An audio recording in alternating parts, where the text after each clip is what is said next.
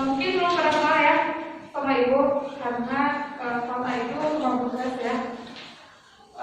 Jadi kita perkenalan dulu aja ya. Perkenalkan nama ibu Dian Satya, panggilan ibu Ulan. Ibu di sini sedang melaksanakan kegiatan PPL. Mungkin untuk beberapa pertemuan, khususnya sih untuk di kelas 7C gitu ya, bahasa Indonesia. Ibu yang membimbingnya gitu, karena aku masuk gitu pengen kenal dengan ibu. Ya tinggal dulu kita. Baik, langsung saja ya. Ya kemarin materi membahas mengenai apa? Ada yang tahu? Pas sesi 3 materi sudah masuk ke pembelajaran apa? Materi apa? Dan tahu? Lupa? Ya, untuk pembelajaran kali ini ya, pertemuan kali ini kita akan belajar mengenai tata cara masak mie. Kenapa? Ini ya, maksudnya itu tata cara masak mie itu ada hubungannya loh dengan pelajaran bahasa Indonesia. Ada yang tahu pelajaran apa? Yang baru disebutkan? Ayo, dengan materi teks prosedur ya. Nah, ada yang tahu teks prosedur itu apa? Ayo, angkat tangannya, jangan malu-malu. Ada yang tahu teks prosedur itu apa? Nah, teks prosedur itu yaitu suatu teks yang yang berisi mengenai langkah-langkah dalam membuat sesuatu atau langkah-langkah cara membuat sesuatu gitu. Membuat mie juga kan ada langkah-langkahnya ya. Di belakang kemasan ini itu biasanya terdapat ditemukan langkah-langkah memasak mie. Terus membuat agar juga ada di situ langkah-langkah membuat mie ya. Jadi pengertian teks prosedur itu apa? Hah? Ayo, jangan malu-malu, angkat tangannya. Apa ayo? Teks prosedur itu di sini teks prosedur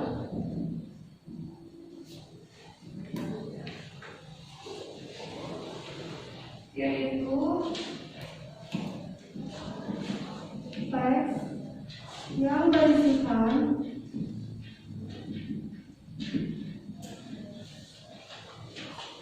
langkah-langkah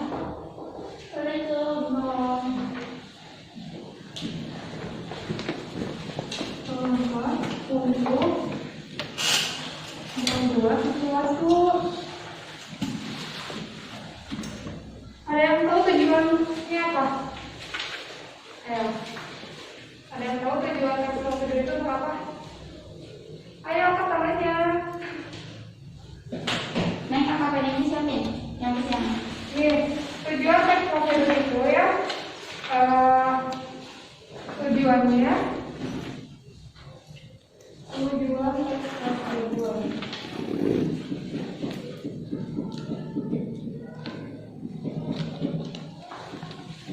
Makanya tulisannya ini teks prosedur yaitu yang pertama untuk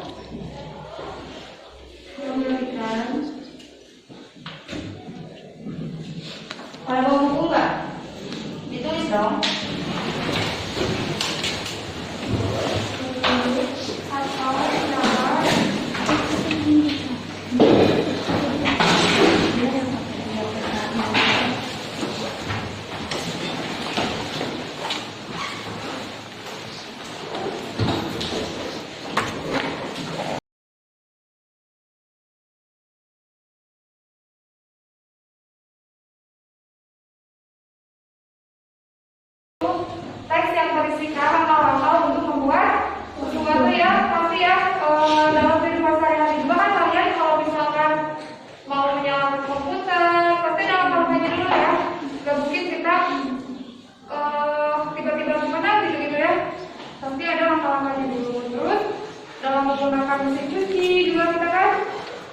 KTP ya, tentu saja ada langkah-langkahnya ya.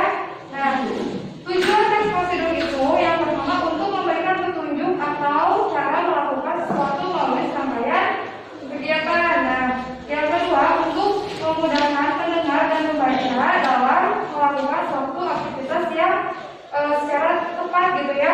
Jadi dengan adanya tes prosedur itu tujuannya untuk memudahkan pendengar atau pembaca dalam melakukan sesuatu, contohnya ya seperti yang tadi Ibu katakan ya, dalam menyalakan komputer, menyalakan TV gitu ya, tentu saja ada cara-caranya ya, ada langkah-langkahnya. Nah, selain ada tujuannya, tes prosedur juga dibagi menjadi 3 jenis. Ada yang tahu? Apa saja? Ya, ada yang tahu? Gimana ya? Tulisnya.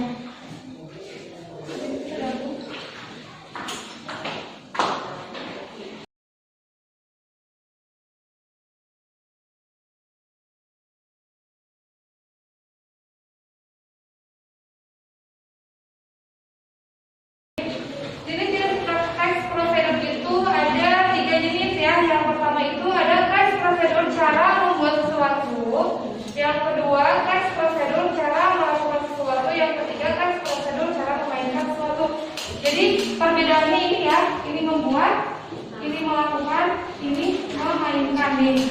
Kalau tes prosedur yang cara membuat sesuatu itu yaitu tujuannya untuk memandu seseorang dalam membuat sesuatu, contohnya membuat makanan ya. Terus apalagi misalnya membuat nasi goreng. Nah, membuat nasi goreng itu termasuk ke jenis cara atau prosedur cara membuat sesuatu nih. Ada yang kedua, ada tes prosedur cara melakukan ya. Kalau cara melakukan itu tujuannya untuk sama ya, untuk membantu seseorang dalam melakukan kegiatan secara tepat. Cuma di sini ada contohnya, misalnya nih cara melakukan sesuatu. Kan itu membuat, kalau melakukan itu sholat ada bacaannya nggak? Ada langkah-langkahnya nggak? Ada ya. Wudhu juga ada langkah-langkahnya kan? Ya. Kalau yang nomor satu itu perbedaannya cara membuat nasi goreng dibuat kan ya. Nah, kalau melakukan seperti sholat atau wudhu itu kita yang melakukan gitu dengan kita. Terus yang ketiga ada tes prosedur cara memainkan sesuatu nih, untuk tujuannya sama ya. Cuma di sini cara memainkan sesuatu itu contohnya misalkan memainkan gitar. Coba anak cowok nih, ada langkah-langkahnya nggak? Ada ya. Terus cara memainkan alat musik yang lainnya juga tentu saja ada cara-caranya, ada langkah-langkahnya ya. Jadi itu ya. Jenis-jenis tes prosedur itu ada 3. Yang pertama tes prosedur cara membuat sesuatu. Yang kedua apa? Melakukan. Yang ketiga memainkan ya. Nah itu ya jenis-jenis tes prosedur itu. Nah selanjutnya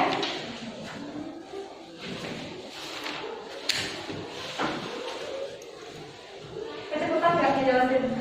Cepetan. Ini mana sih? Ini berapa? 7. Nah, selanjutnya ada struktur tes prosedur.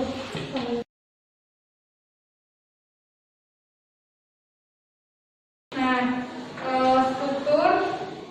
struktur tes prosedur yang pertama itu ada tujuan ya. Yang kedua ada alat dan bahan. Yang ketiga ada langkah-langkah, dan yang terakhir keempat ada penutup ya. Tentu saja dalam membuat tes prosedur, tentu saja kita nih sebelum kalian membuat tes prosedur, tujuannya itu untuk apa? Tujuannya untuk apa dulu gitu. Kalian membuat tes prosedur itu pasti kan ada tujuannya. Tujuannya itu untuk apa sih? Misalnya tujuannya atau bisa disebut juga judulnya, temanya gitu, tujuannya agar orang lain bisa dengan mudah membuat nasi goreng misalnya gitu tujuannya. Itu tujuannya agar orang lain bisa tahu tata cara tujuannya untuk orang lain agar bisa secara tepat menggunakan mesin cuci misalnya. Tentu saja ada tujuannya ya. Yang pertama itu tujuan, yang kedua ada alat dan bahan. Nah, dalam sesuatu tentu saja membutuhkan alat dan bahannya, tetapi dalam teks prosedur itu tidak semua teks prosedur menggunakan alat dan bahannya. Cara membuat nasi goreng ada alat dan bahan kan? Ada ya. Cara membuat kue bolu ada alat dan bahannya nggak? Ada. Tapi kalau cara menyalakan televisi itu ada ada alat dan bahannya nggak? Ya ada ya. Nah jadi itu perbedaannya ya. Ada ininya alat dan bahan. Jadi teks prosedur itu bisa menggunakan alat dan bahan. Ada juga ya tidak ya. Nah langsung kalau langkah-langkahnya itu pasti ya ada ya. Nah langkah-langkahnya ini merupakan inti teks prosedur. Di dalam prosedur, langkah-langkah ini merupakan tindakan yang harus dilakukan atau diikuti oleh seseorang ya. Tentu saja kalian kalau misalkan nih ada kan di YouTube tuh kalau misalkan tutorial cara membuat tempat pensil gitu kan ya, pasti kalian juga mengikuti kan. Kalau misalkan kalian ada tugas cara membuat tempat pensil, gimana ya namanya, apa aja ya bahan-bahan yang harus digunakan, tentu saja kalian juga kan langsung ke YouTube cari tuh cara-cara membuat tempat pensil. Nah semua kalian ikutin kan, alat-alatnya apa aja yang harus dibutuhkan, bahan-bahannya itu apa aja gitu kan ya, langsung mengikuti langkahnya ya. Nah yang keempat ada penutup. Nah penutup ini sifatnya sama dengan alat dan bahan, boleh ada atau tidak ya. Ada yang mau ditanyakan sampai sini? Mengerti? Ini mah dalam kehidupan sehari-hari ya. Dia ada di dalam kehidupan sehari-hari gitu.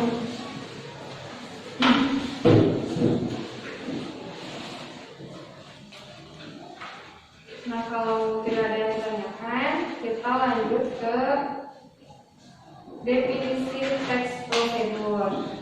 Nah definisi teks prosedur itu ada ciri-ciri dari teks prosedur, dari isinya ada 3 jenis.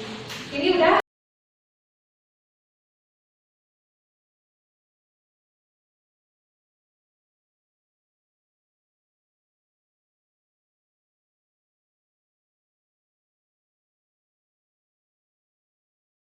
ini ya mengenai mengidentifikasi teks prosedur itu. Ciri-ciri teks prosedur itu ada 3 ya.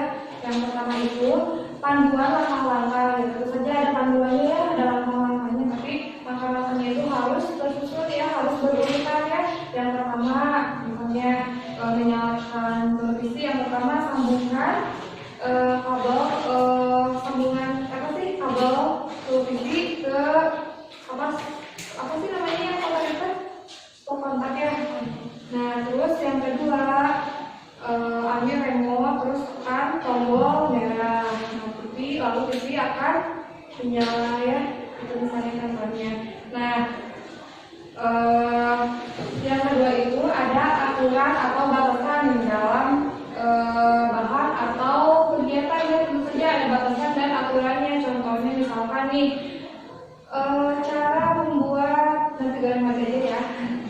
Misalnya nih, menggunakan yang pertama bahan-bahannya itu siapkan 3 siung bawang merah, misalnya 2 siung bawang putih. Terus jadi ada aturannya gitu, ada bahan-bahannya ya. Terus misalnya cara membuat kopi nih, jangan dimasukkan tiba-tiba satu termos aja kan nggak mungkin ya. Ada aturannya, ada batasannya. Contohnya misalkan tuangkan 1 bungkus kopi ke dalam gelas, lalu tuangkan 100 ml air panas ke dalam gelas tersebut, lalu kopi tersebut diaduk dan setelah diaduk siap diminum ya. Nah itu ada batasannya ya, ada aturan-aturannya nih, ya bahan-bahannya gitu.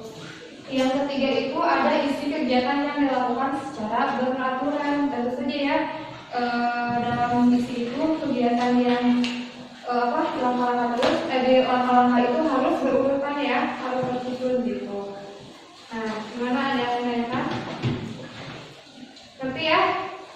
Coba cara ibu mau nanya, jadi jenis prosedur dalam membuat dalam membuat makanan, suatu makanan termasuk nomor berapa? Ya? Siapa soalnya kedengar? Nomor 1 ya. Lalu cara melakukan sesuatu, misalnya wudu ya, atau sholat itu masuk ke nomor 2 ya. Cara memainkan gitar masuk ke track jenis mana? Nomor 3 ya. Sudah mengerti ya? Sudah paham ya? Itu ya. Lalu tujuan dan prosedur itu untuk apa? Ayo angkat tangannya. Ayo, jangan malu. Tujuan dan prosedur itu untuk apa?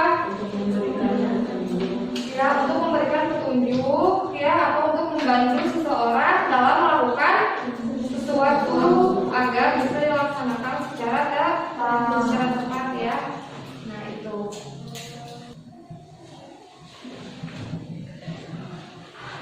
Nah, kalau kita lurus kembali ke depannya. Nah, di sini ada ciri bahasa yang digunakan dalam teks prosedur ya.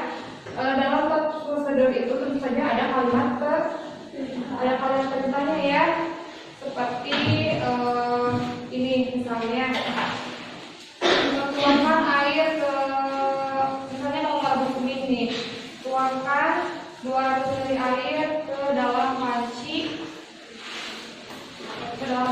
ya, misalnya gitu.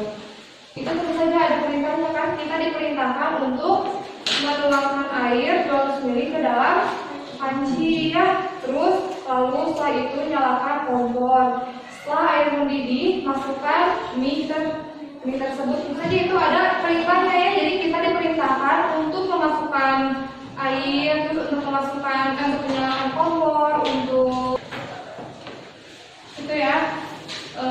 Ini ya. Itu ada ada kalimat perintahnya ya. Nah, yang kedua ada saran atau larangan. Tentu saja misalkan sarannya misalkan jangan, misalkan larangannya nih misalnya memasak nih jangan lebih dari 4 menit misalnya, atau jangan sampai lembek gitu, atau misalkan gitu ya. Jadi ada larangan atau ada sarannya gitu. Terus yang ketiga itu menggunakan kata dengan ukuran yang akurat. Tentu saja harus dalam teks prosedur itu, dalam membuat teks prosedur itu ada kata dengan ukuran yang akurat. Tentu saja misalnya ini contohnya ya, 3 buah 3 siung bawang. Nah itu kan ada ada ukurannya ya, misalnya 100 ml air, ada misalnya itu ada ukurannya ya. Nah jadi harus ada ukuran. Jadi kalian tuh pas dalam nanti membuat teks prosedur bahan-bahannya jangan misalnya di sekarang buat kue bolu, bahan-bahan telur, tepung, apalagi coklat bubuk misalnya, atau apalagi gitu ya. Kan bingung gitu ya kita sebagai pendengar atau pembaca gitu ya, yang ingin mengikuti langkah-langkah tersebut cara membuat kue bolu tapi nggak ada ukurannya, bingung juga kan ya.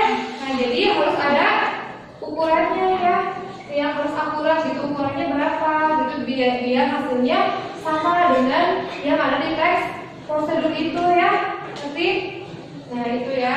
Terus yang keempat ya, yang terakhir, menggunakan kelompok kalimat yang ada yang kalimat dengan batasan yang jelas ya.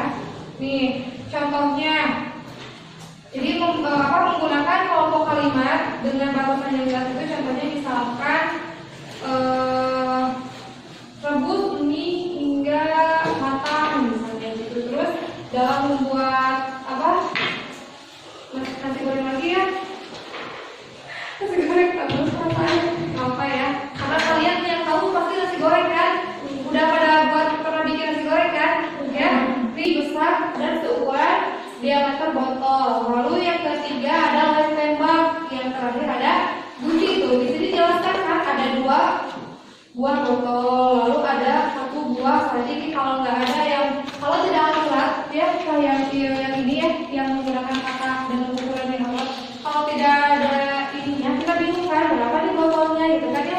Makanya harus dijelaskan ya di sininya berapa gitu yang digunakannya. Terus ini ada cara membuatnya, contohnya ini. Yang pertama, mulailah dengan menggunakan bagian botol plastik sesuai keinginan ukuran tinggi gunting yang kamu inginkan. Lalu yang kedua, ukur resleting sesuai bagian leher potongan botol. Jika terlalu panjang, potong resleting bagian yang menjuntainya, bukan pada kuncian resleting. Yang ketiga, rekatkan resleting pada bagian dalam leher botol menggunakan lem tembak. Pastikan kamu merekatkan bagian luar resleting di sisi leher. Jadi yang ini itu termasuk ke tujuannya ini. Terus yang di sini alat dan bahan, yang di sini ada isi, yang di sini ada penutup ya. Ini ya. Aduh, berapa sih waktunya? Ya udah, mungkin sekian ya pertemuan kali ini untuk pembelajaran bahasa Indonesia mengenai materi tes prosedur. Mohon maaf apabila Ibu menjelaskannya kesempatan. Cukup sekian pertemuan kali ini. Terima kasih banyak untuk waktu doa. Semangat terus ya belajarnya. Jangan lupa KPD-nya selalu dikerjakan dengan tepat waktu ya. Ini. Baik, assalamualaikum warahmatullahi wabarakatuh.